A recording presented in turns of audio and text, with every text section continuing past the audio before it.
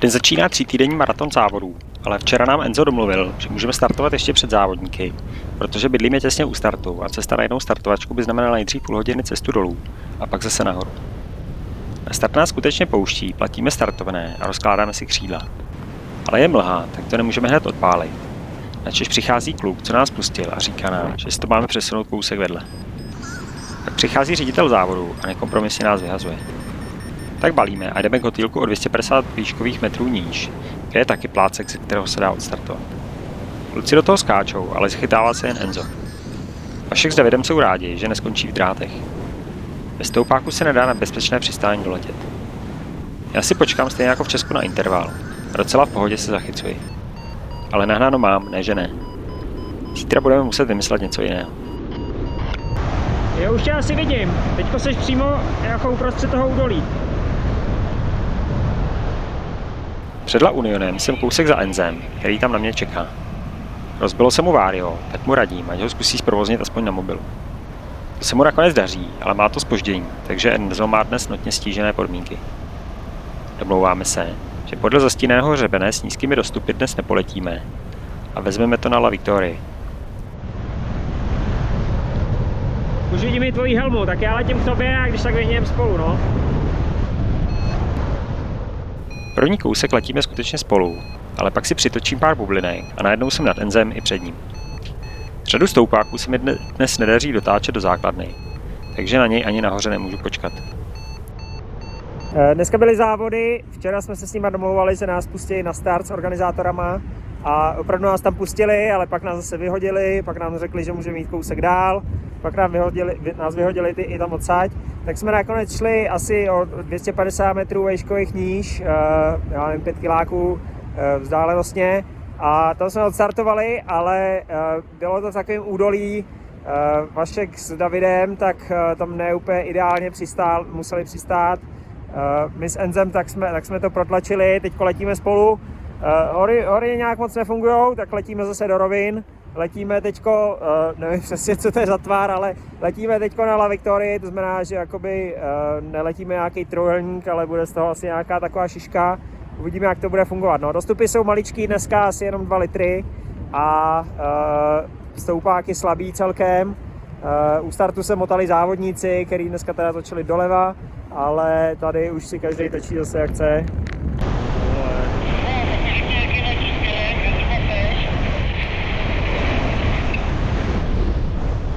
No, letěl jsem jako na Zarzal a teďko to ohýbám za tu silnici, tady je úplně super stoupák, ale já k němu asi nedoletím, já asi přistanu, hele.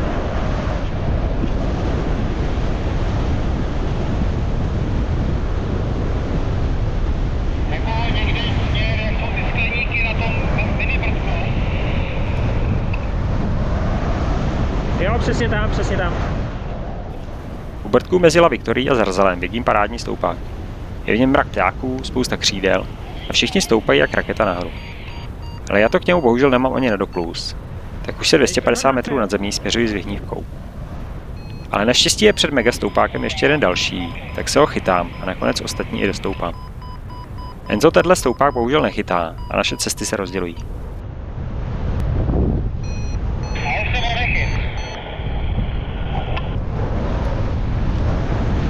Enzíčku, bojuj, fandím ti!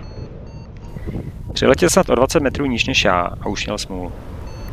Ale nakonec se mu daří zachránit, takže může pokračovat, ale já už tou dobou točím další stoupák. Já jsem teďko za Zarzalem, pod základnou a nevím přesně kam letět dál, asi ještě to trochu protáhnu, protože cestou na Roldu nejsou žádný mraky.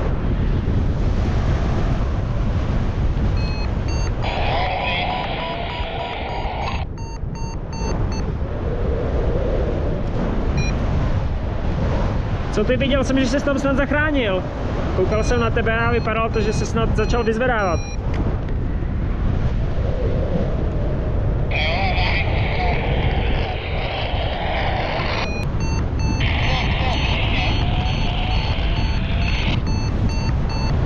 Jo, hrozně to v tom chrčí, já jsem skoro na zemi. Já jsem teďko za Zarzalem u té druhé vesnice, ale skoro na zemi. Další slabou chvilku si vybírám za Zarzalem. Opět vidím několik křídel a spoustu ptáků stoupat, ale mám to za prdkem, který už si netroufám přeletět. Nakonec zakotvím před ním a 20 minut se vyškrabuji ze 145 metrů AGL. Nakonec se s vydatnou pomocí ptáků, města a smradu z místní továrny zvednu, ale až do základny opět bohužel ne.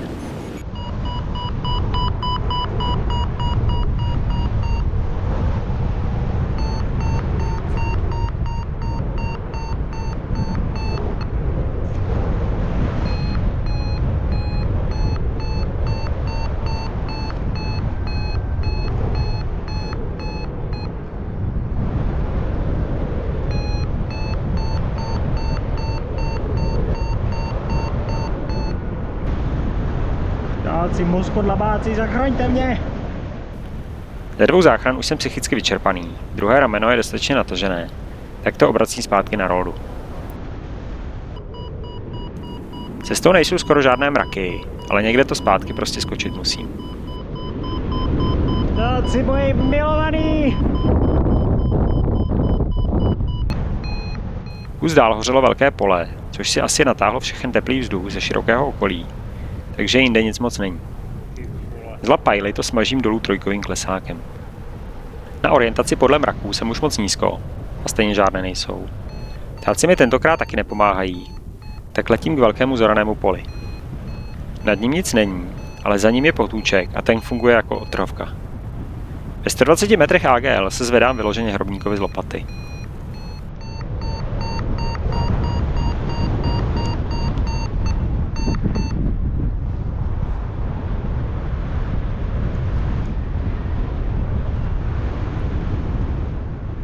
Navíc přistát tady by znamenalo tak 3hodinovou cestu domů.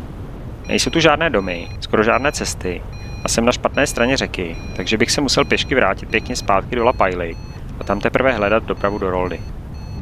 Nicméně stoupák vytočím, s ním už řeku přeletím a padá mi kámen ze srdce.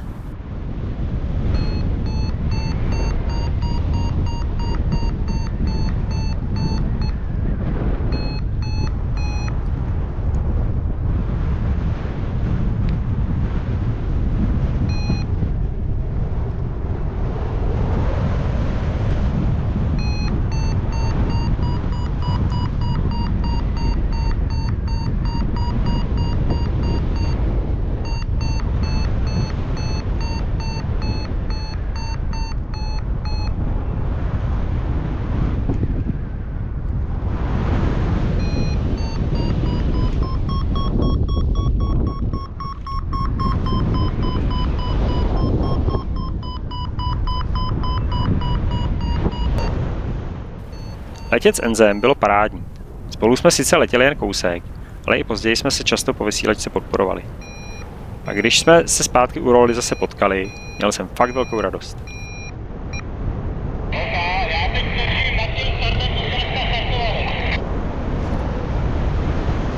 Tak to seš borec, seš zase stoupák přede mnou.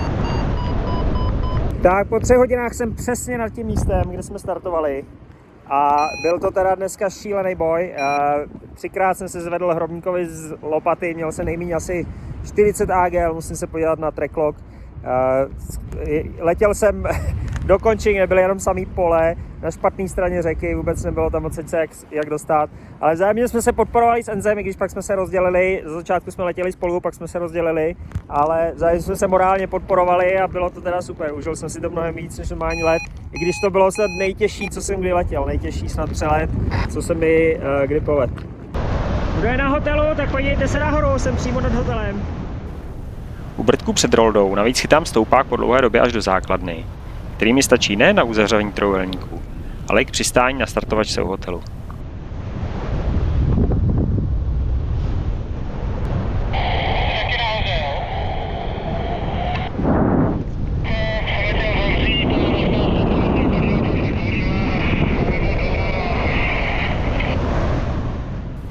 Ta se odpoledne mění v piknikové místo a všichni se mnou chtějí vyfotit.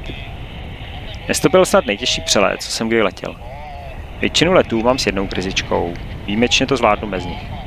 Ale druhá krize už většinou znamená konec. Dnes jsem se 3krát vyškrábal z podlahy.